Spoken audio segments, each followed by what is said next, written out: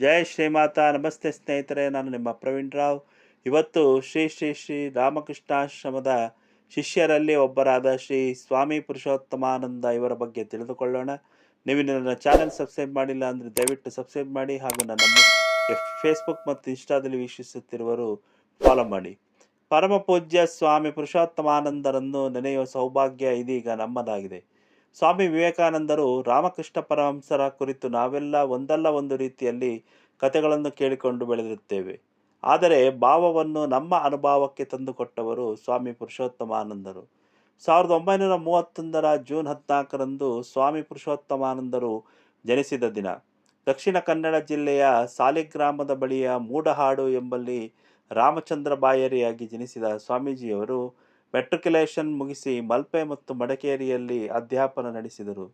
ಸ್ವಾಮೀಜಿ 1960 ವರ್ಷದಲ್ಲಿ ರಾಮಕೃಷ್ಣ ಪರಂಪರೆಗೆ ಬ್ರಹ್ಮಚಾರಿಗಳಾಗಿ ಬೆಂಗಳೂರಿನ ರಾಮಕೃಷ್ಣಾಶ್ರಮವನ್ನು ಪ್ರವೇಶಿಸಿದರು. ಅಂದಿನ ದಿನಗಳಲ್ಲಿ ಬೆಂಗಳೂರು ರಾಮಕೃಷ್ಣಾಶ್ರಮದ ಅಧ್ಯಕ್ಷರು, ರಾಮಕೃಷ್ಣ ಆರ್ಡರಿನ ಉಪಾಧ್ಯಕ್ಷರು ಆಗಿದ್ದ ಸ್ವಾಮಿ ಯತೀಶ್ವರಾನಂದರು ಅವರ ಗುರುವರ್ಯರಾದರು. ಮುಕುಂದ ಚೈತನ್ಯ ಎಂಬ ಹೆಸರಿನ ಬ್ರಹ್ಮಚಾರಿಯಾಗಿ ಸ್ವಾಮೀಜಿಯವರು ಬೇಲೂರು ಮಠದಲ್ಲಿ 2 ವರ್ಷಗಳ ತರಬೇತಿ ಪಡೆದರು. ಆನಂತರದಲ್ಲಿ ನಡೆದದ್ದು ನಮ್ಮಂತಹ ಸಹಸ್ರಾರು ಕರ್ನಾಟಕದ ಜನರಿಗೆ ಆ ಅಧ್ಯಾತ್ಮದ ಸಿಂಚನ ದೊರೆತಂಥ ವಿಶಿಷ್ಟ ಸೌಭಾಗ್ಯ. ಸ್ವಾಮಿ ಪುರುಷೋತ್ತಮಾನಂದರು 1993ರ ವರ್ಷದವರೆಗೆ 33 ವರ್ಷಗಳ ಕಾಲ ಬೆಂಗಳೂರಿನ ರಾಮಕೃಷ್ಣಾಶ್ರಮದಲ್ಲಿದ್ದರು. ಅವರು ನಡೆಸಿದ ಚಟುವಟಿಕೆಗಳು ಅನಂತವಾದದ್ದು, ವೈವಿಧ್ಯಪೂರ್ಣವಾದದ್ದು. ವಿವೇಕಾನಂದ ಬಾಲಕ ಸಂಘ, ವಿವೇಕಾನಂದ ಯುವಕ ಸಂಘ ಮುಂತಾದ ಪ್ರಮುಖ ಸಂಯೋಜನೆಗಳ ಮೂಲಕ ಸಣ್ಣವರು ಮತ್ತು ಯುವಕರಿಗೆ ಅವರು ತೋರಿದ ದಾರಿದೀಪ ಮಹತ್ವಪೂರ್ಣವಾದದ್ದು. ಅಂದಿನ ದಿನಗಳಲ್ಲಿ ಪ್ರತಿ ವಾರ ಸ್ವಾಮಿ ಪುರುಷೋತ್ತಮಾನಂದರ ಪ್ರವಚನಗಳು ಎಂದೆಂದಿಗೂ ಹೌಸ್ಫುಲ್. ಪ್ರವಚನ ಕೇಳಲಿಕ್ಕೆ ಹೋದ ನಮಗೆ ಒಂದು ಭಾಷೆಯನ್ನು ಅಷ್ಟು ಸುಂದರವಾಗಿ, ಪ್ರೀತಿಪೂರ್ವಕವಾಗಿ, ಹೃದಯಪೂರ್ವಕವಾಗಿ ಅನುಭವಿಸಬಹುದು ಎಂಬುದು ಮನದಟ್ಟಂತಾಯಿತು. ಸಾಮಾನ್ಯವಾಗಿ ಆಧ್ಯಾತ್ಮಿಕ ಪ್ರವಚನಗಳಲ್ಲಿ ನಾವೆಲ್ಲ ಕಾಣುವುದೆಂದರೆ ಅಂತಹ ಕಾರ್ಯಕ್ರಮಗಳಿಗೆ ಬರುವುದು ಹೆಚ್ಚಿನ ಜನ ವಯಸ್ಸಾದವರು. ಆದರೆ ನಮ್ಮಂಥ ಅಂದಿನ ಯುವ ಪೀಳಿಗೆಯನ್ನು ಆಧ್ಯಾತ್ಮಿಕ ಪ್ರವಚನಗಳಿಗೆ ಅವರು ಸೆಳೆದ ರೀತಿ ಮರೆಯಲಾಗದು. ಒಂದು ಅನುಭವವೇ ಆಗಿ ನಮ್ಮ ಹೃದಯಗಳಲ್ಲಿ ನಿರಂತರವಾಗಿ ಉಳಿದುಕೊಂಡಿದೆ. ಅವರು ಸುಶ್ರಾವ್ಯವಾಗಿ ಹಾಡುತ್ತಿದ್ದ ರೀತಿ, ಕಥಾನಕಗಳನ್ನು ವರ್ಣಿಸುತ್ತಿದ್ದ ರೀತಿ, ಅದರಲ್ಲಿದ್ದ ಪ್ರೀತಿಯ ಇನಿದನಿ ನಾವು ನಮಸ್ಕರಿಸುತ್ತಿದ್ದಾರೆ. ನಮ್ಮ ಕಣ್ಣಲ್ಲಿ ಕಣ್ಣಿಟ್ಟು ಪ್ರೀತಿಯಿಂದ ಪ್ರತಿ ನಮಸ್ಕರಿಸುತ್ತಾ ತೋರುತ್ತಿದ್ದ ಆತ್ಮೀಯ ಭಾವ, ಇವೆಲ್ಲ ನಾವು ಹಿಂದೆಂದೂ ಕಂಡರಿಯದಂಥದ್ದಾಗಿತ್ತು. ಒಂದು ರೀತಿಯಲ್ಲಿ ಅಂತಹದ್ದನ್ನು ಪಡೆದದ್ದು ನಮ್ಮ ಸುಕೃತವೇ ಎಂದರೂ ಸರಿಯೇ. ಸ್ವಾಮಿ ಪುರುಷೋತ್ತಮಾನಂದರು ಬೋಧಿಸುತ್ತಿದ್ದುದು ಕೇವಲ ಆಧ್ಯಾತ್ಮವನ್ನು ಮಾತ್ರವಲ್ಲ. ಅವರು ಸಾಹಿತ್ಯದ ವಿದ್ಯಾರ್ಥಿಗಳಲ್ಲದ ನಮ್ಮಲ್ಲಿ ಸಾಹಿತ್ಯದ ಬಗ್ಗೆ ಪ್ರೀತಿ ಹುಟ್ಟಿಸಿದರು. ಇದಕ್ಕೊಂದು ನಿದರ್ಶನ ನೆನಪಿಗೆ ಬರುತ್ತದೆ.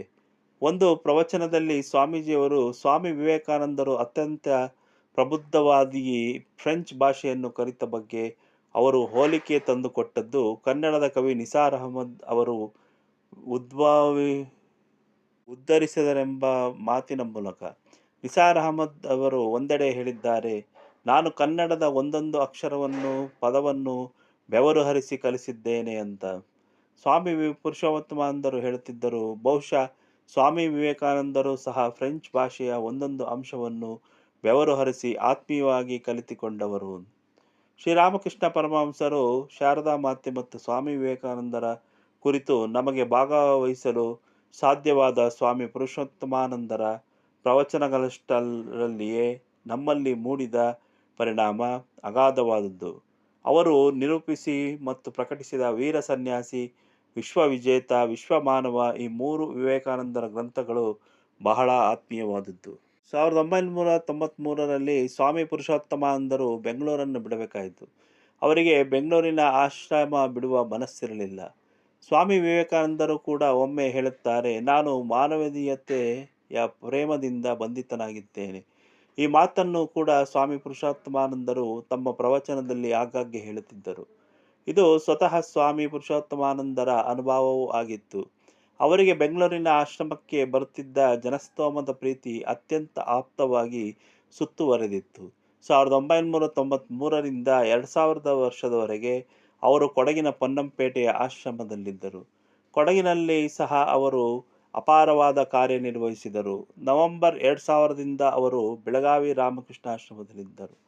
ಅಲ್ಲಿ ಕೂಡ ಅವರ ಸಾಧನೆ ಅಮೋಘವಾದದ್ದು.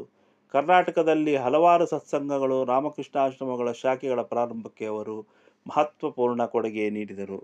ಸ್ವಾಮಿ ಪುರುಷೋತ್ತಮಾನಂದರು ನಮ್ಮ ಜೀವನದಲ್ಲಿ ಕಂಡ ಈ ಅಪೂರ್ವ ಗುರು 2005ರ ಫೆಬ್ರವರಿ 25ರಂದು ಬೆಂಗಳೂರಿನ ನಾರಾಯಣ ಹೃದಯಾಲಯದಲ್ಲಿ ತಮ್ಮ 73ನೇ ವಯಸ್ಸಿನಲ್ಲಿ ಇಹ ಜೀವನವನ್ನು ತ್ಯಜಿಸಿ ದಿವ್ಯ ಲೋಕದತ್ತ ಮುಖ ಮಾಡಿದರು. ಈ ಮಹಾನ್ ಗುರುವಿನ ಚರಣಕ್ಕೆ ಸಾಷ್ಟಾಂಗ ನಮನ. ಸ್ವಾಮೀಜಿ, ನಿಮ್ಮ ಆಶೀರ್ವಾದ ನಮ್ಮನ್ನು ನಿರಂತರವಾಗಿ ಕಾಯುತ್ತದೆ.